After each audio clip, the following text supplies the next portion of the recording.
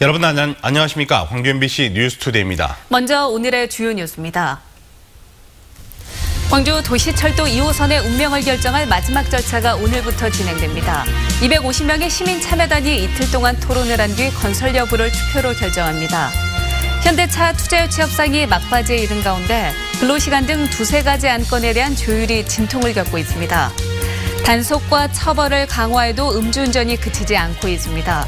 특히 광주의 음주운전 실태가 심각합니다.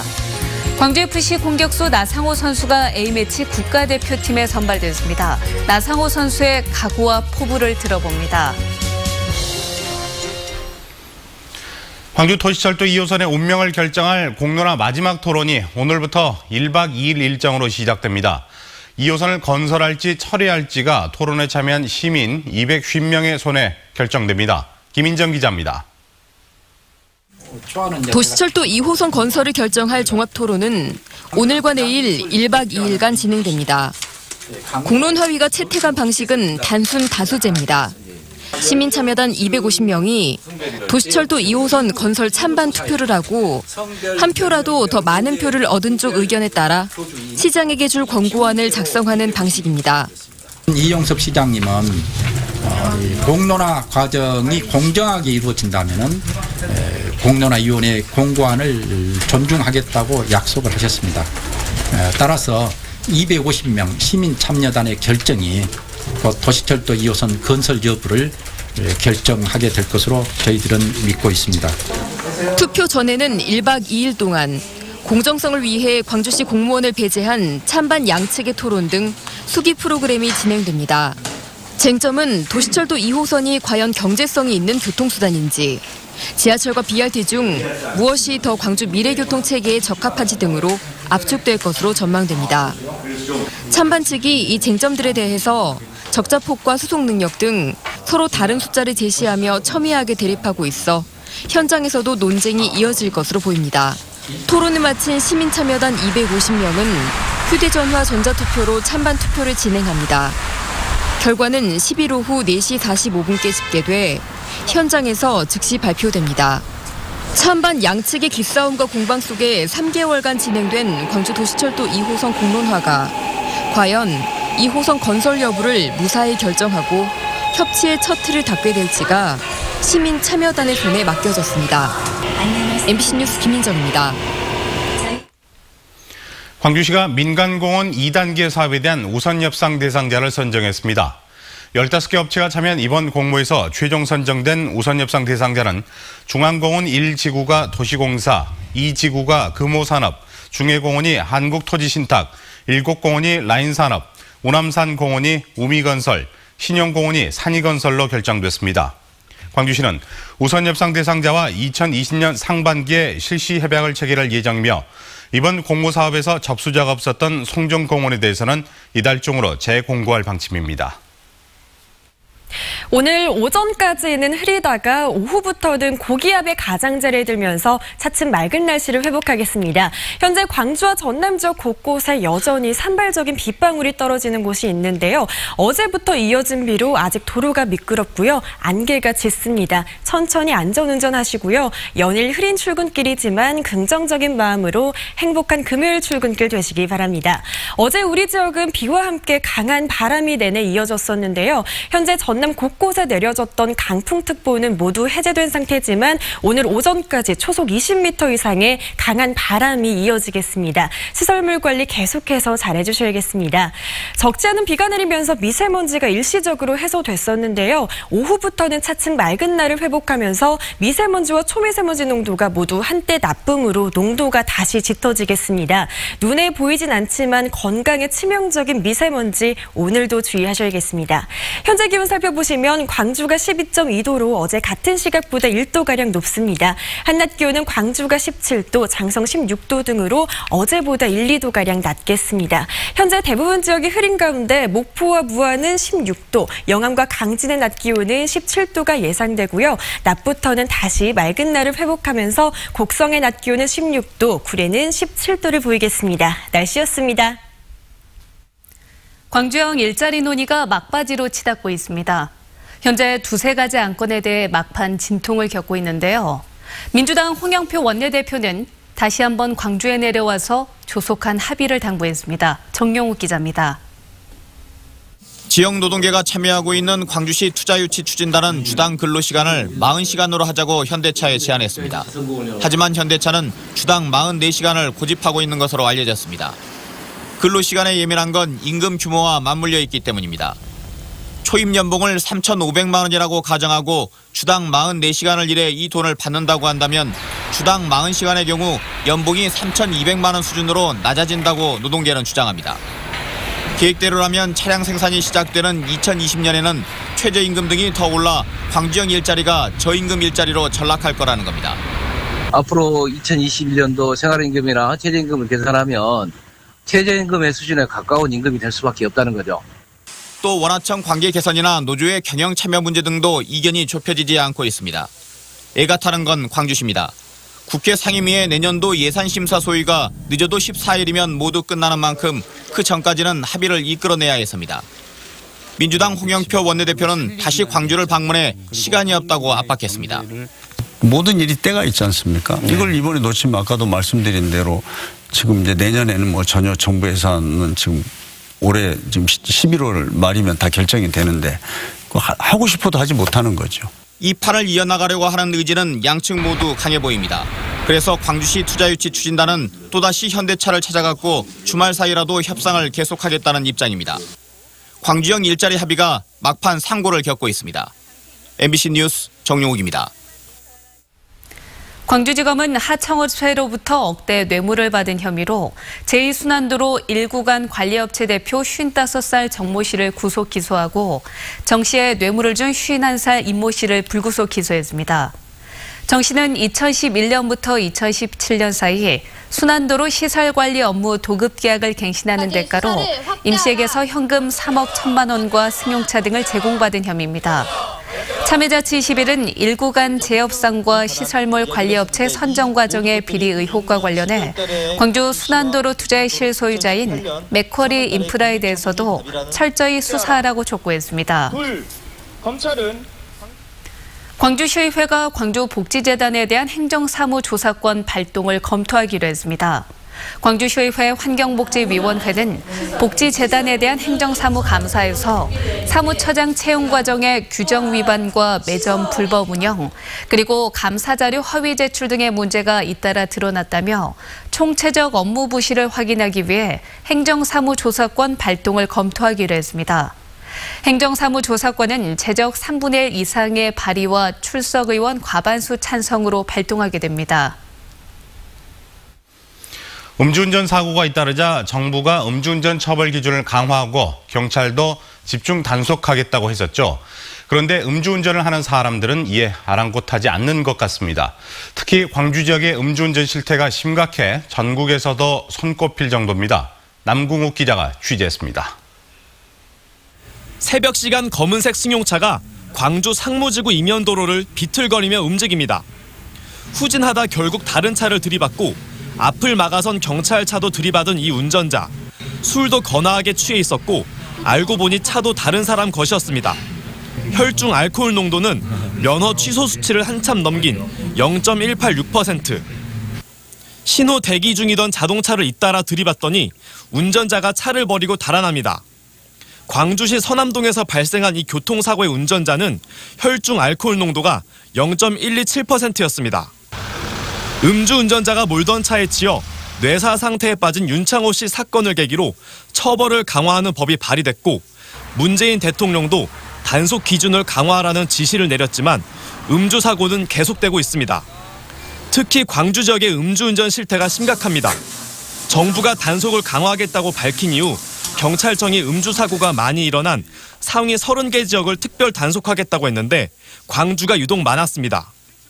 경찰청이 발표한 자료에 따르면 지난 2년간 전국 음주사고 건수 상위 30위 목록 안에 광주시 서구, 광산구, 북구가 모두 20위 안에 들었습니다.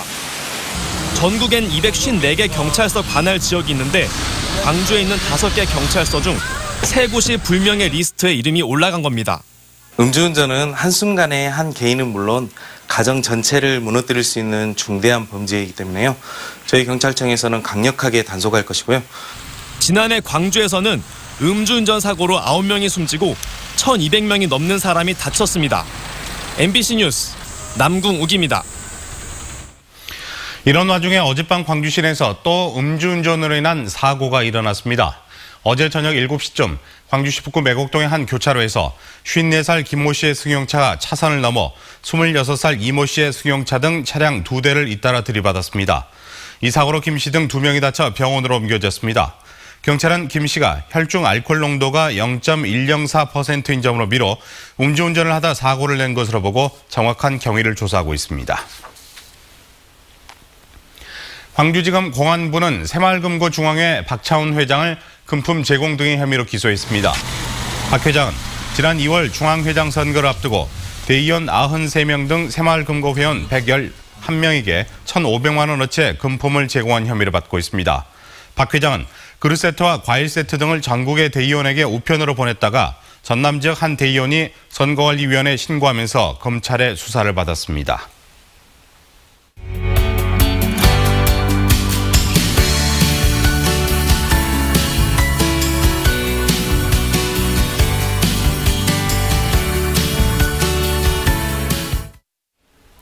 이번 달에 A매치 2연전을 치를 국가대표 축구 선수 명단이 공개됐습니다. 광주FC 공격수 나상호 선수도 명단에 이름을 올렸는데요. 생애 첫 A매치를 뛰는 각오와 앞으로의 목표를 나상호 선수에게 직접 들어봤습니다. 이미지 뉴스 리포터입니다. 안녕하세요. 시간 내주셔서 고맙습니다. 네, 안녕하세요. 반갑습니다. 우선 간단하게 자기소개 부탁드립니다. 안녕하세요. 광주FC 공격수 10번 나상호입니다. 네. 이번 A매치에서 처음으로 국가대표로 선발됐는데 소감이 어떠세요? 일단 개인적으로 축구선수를 시작하면서 꿈꿔왔던 그런 A매치 대표팀이기 때문에 기분이 굉장히 좋고 또 그걸 목표로 삼고 왔기 때문에 목표가 이루어졌으니까 그런 다음의 기회를 또 다음 목표로 잡고 그러고 있습니다. A매치에서 선발되기 전에 좋은 꿈도 꿨다던데 어떤 꿈이에요? 일단 한 2주 전인가 잠을 자는데 꿈을 엄청 생생하게 꿨어요. 제가 골을 넣고 세레머니를 하는 꿈인데 하늘 높게 엄청 높게 점프를 뛰었어요. 근데 이제 착지하는 과중에 뭔가 놀이기구 타듯이 엄청 무서웠는데 마지막에 땅에 닿는 순간 딱 꿈에서 깨가지고 바로 저는 네이버를 켜서 해몽을 찾아보니까 뭐 목표에 다가갈 수 있는 좋은 꿈이라고 해가지고 뭔가 설레기도 하고 뭐 좀 뭔가 긴장도 됐어요. 뭔가 좋은 게 올 것 같다는 그런 신호가 왔으니까 좋은 것 같았어요.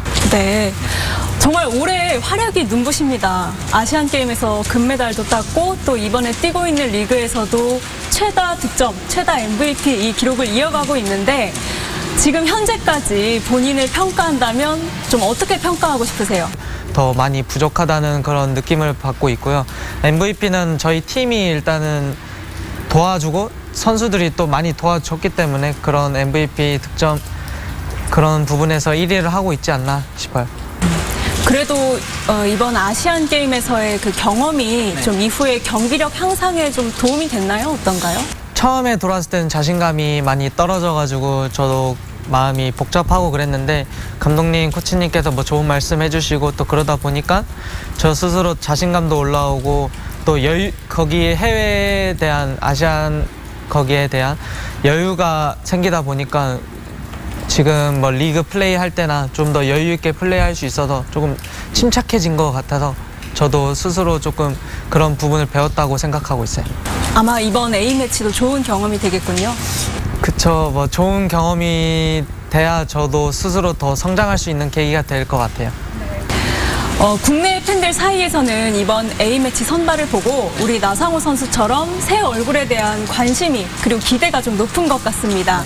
이번 A매치에서의 목표는 무엇인가요? 일단 뭐 팬분들께 인정을 받는 게 목표라고 생각하고 저의 장점을 살리고 또 경쟁력이 되어야 팬분들이 인정해 주실 수 있기 때문에 뭐 제가 장점인 플레이들을 많이 보여주고 또 데뷔골을 넣는다면 가장 인상적이지 않을까 싶다고 생각하고 있어요.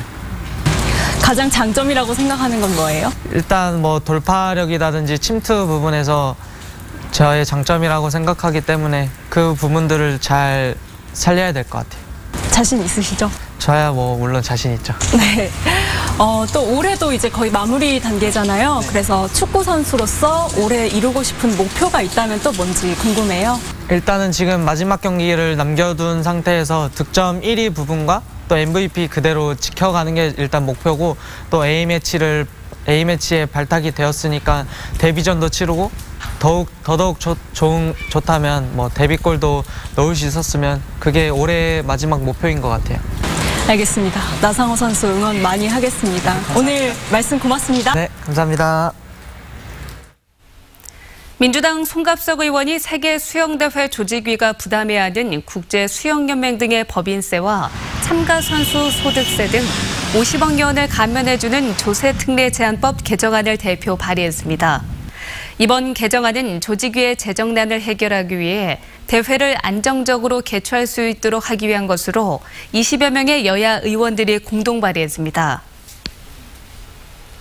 올해로 9회째를 맞는 광주 국제아트페어가 오는 15일부터 4일 동안 김대중 컨벤션센터에서 열립니다. 이번 아트페어에는 국내외 갤러리 70여 곳이 4,800여 점의 작품을 선보이고 한중일 청년 작가들의 작품도 특별전 형태로 소개될 예정입니다. 또 고3 수험생들에게는 무료 관람의 기회가 제공되고 미술 체험전과 강연 프로그램 등의 행사도 함께 열릴 예정입니다.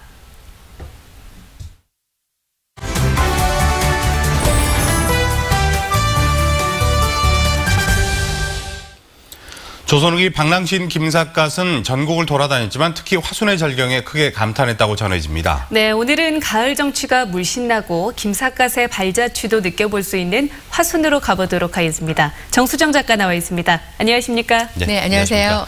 네, 오늘 화순 중에서 가장 먼저 어떤 곳을 가보도록 할까요? 네, 지금 화순 국화 향연이 한참 진행 중에 있는데요. 이 남산공원입니다. 5.2헥타르의 오색찬란한 이거 국화가 바다처럼 이렇게 펼쳐져 있고요. 요즘 또 억새와 핑크뮬리가 가장 아름다운 곳이죠. 이곳과 함께 52만 주 형형색색의 국화꽃이 관광객들을 유혹하고 있습니다. 이렇게 국화동산은 이렇게 찾는 이들에게 멋진 달달한 국화 향기와 함께 그 멋을 선사하고 있죠. 네, 화순 국화 향연은 워낙 유명한 축제잖아요. 네. 그런데 김삿갓과는 어떤 연관이 있을까요? 네, 조선 후기 방랑시인 김삿갓이 전국 곳곳을 돌아다녔지만 이곳 화순의 절경에 아주 반했다고 해요. 그래서 네. 이곳에서 생을 마감했다고 하는데요.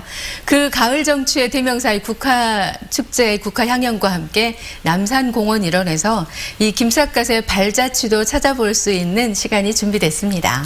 이 낭만 가득 국화 향기에 빠져서 김삿갓 방랑 체험이 함께하는데요. 김삿갓 복장으로 축제장 구석구석에서 가을의 낭만을 즐길 수가 있죠. 네, 이외에도 국화 향연의 즐길거리와 먹을거리도 소개를 해주시죠. 네, 패밀리존에서 어린이들이 좋아하는 애니메이션 그 캐릭터가 있는데요. 이곳에 네. 어린이 관광객들에게 큰 인기를 끌고 있고요. 네. 그리고 투어존에 설치된 3D 공룡 영상, 그리고 또 북면 서유리 공룡 화석지가 있는데요. 이곳의 화석지의 주인인 티라노와 랩터 등 공룡 조형물도 이곳에서 만날 수가 있습니다. 이렇게 관광객들에게 중생대 백악기 시간여행으로 떠나볼 수가 있고요. 네. 그리고 또 운주사 석탑이 유명하잖아요. 이 운주사 석탑은 실물 크기로 이렇게 제작이 돼서 포토존과 함께 관광객들에게 이렇게 감탄사가 이렇게 절로나는 곳이고요. 네. 그리고 또 화순의 대표 먹거리들이 축제장 곳곳에 또 준비되어 있습니다. 이렇게 다양하게 또 음식까지 준비되어 있으니까요. 가을 여행 계획하시고 계신 분들, 그리고 또 휴식이 필요하신 분들, 이곳 남산공원에 오셔서 달달한 국화 향기에 취해보시고 힐링하는 시간 만들어보는 것도 참 좋을 것 같죠? 네, 이 김삿갓이 감탄했던 절경하면 화순적벽도 빼놓을 수가 없잖아요. 맞습니다. 네. 이 천하 제일경 화순적벽인데요. 무등산이 높다 하되 소나무 아래 있고 적벽강이 깊다 하되 모래 위에 흐르는구나라고 했던 네. 그 김삿갓의 낭만시와 함께 즐길 수 있는 바로 적벽 투어가 있습니다. 적벽 투어는 노루목과 보산, 창랑, 그다음 무렴 이렇게 네 곳에 있는 멋을 이렇게 자랑하고 있는데요. 30여 년 만에 개방한 이곳 노루목 적벽과 보산 적벽은 화순 버스 투어를 통해서 이렇게 관람이 가능하죠.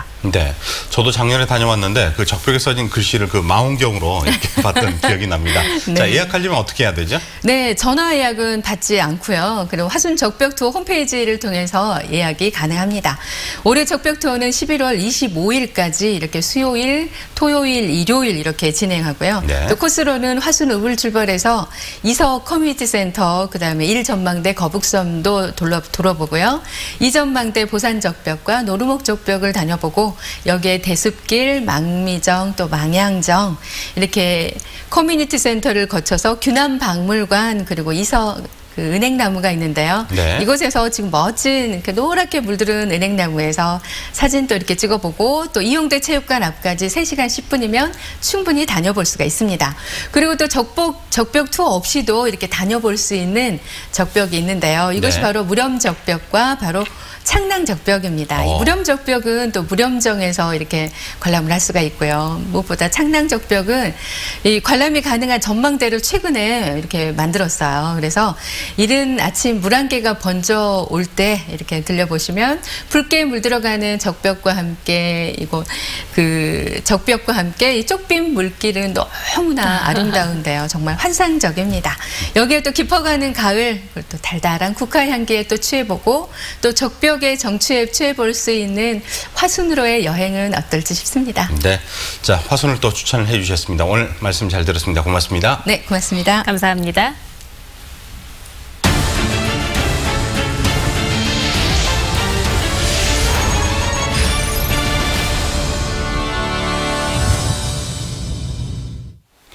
수확철인 요즘 농민들이 농기계에 깔려 다치거나 사망하는 사고가 잇따르고 있습니다. 그런데 농민들은 산업재해 보험을 적용받지 못해 피해를 입어도 국가로부터 구제받을 길이 없습니다. 바로 농민들은 산업재해 보험 의무가입 대상이 아니기 때문입니다. 보도에 송정근 기자입니다. 지난달 곡성의 한 마을길에서 80대 노인이 자신이 몰던 경운기에 깔려 숨졌습니다. 그런데 사망한 농민은 산재보험에 가입돼 있지 않아 사망보상금을 받지 못했습니다. 농민과 어민들은 다른 산업 종사자들에 비해 재해로 인한 사고율이 높습니다.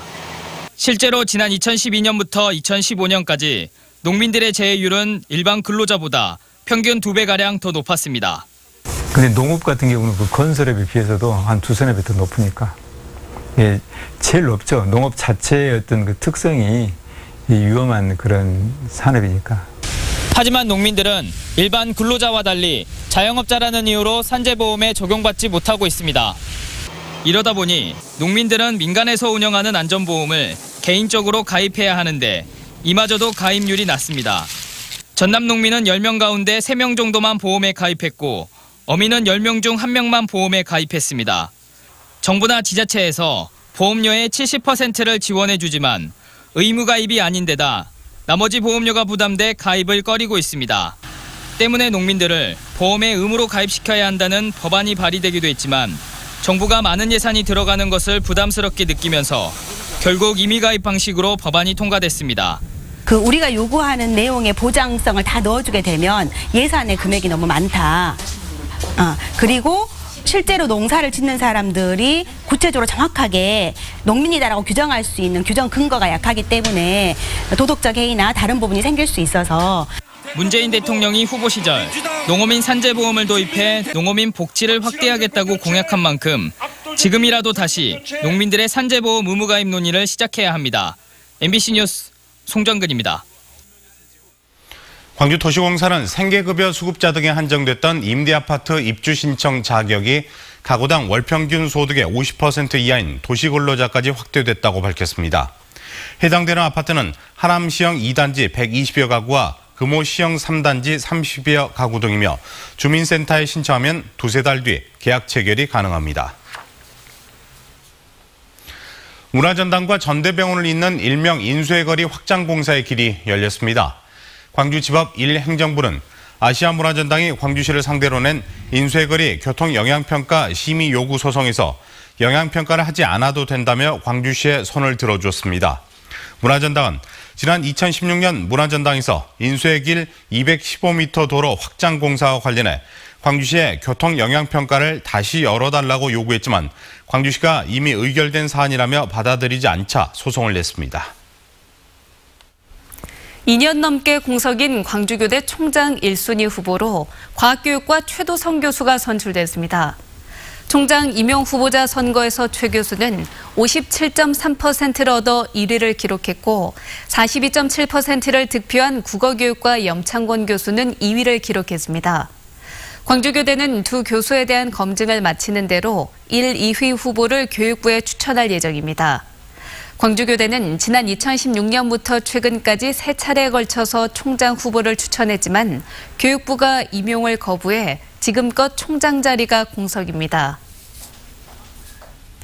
광주 지역 학교 건물 가운데 지진에 대비한 내진 기술이 적용된 건물은 10곳 중 3곳에 불과합니다. 이홍일 광주시 의원에 따르면 광주에서 내진 적용 대상이 되는 학교 건물 937동 가운데 실제 보강이 된 곳은 31%인 290넉동에 그쳤습니다. 광주시 교육청은 2029년까지 1,427억 원을 투입해 내진 보강을 마친다는 계획입니다. 올겨울에도 광주시청 문화광장에 스케이트장과 썰매장이 운영됩니다. 광주시는 다음 달 15일부터 내년 1월 31일까지 시청 문화광장에서 야외 스케이트장을 운영하며 이용요금은 지난해와 동일하게 스케이트 대여료를 포함해서 시간당 1,000원이라고 밝혔습니다. 올해는 광주와 전남 지역 학생들을 대상으로 스케이트장 체험학습 프로그램이 확대 운영됩니다.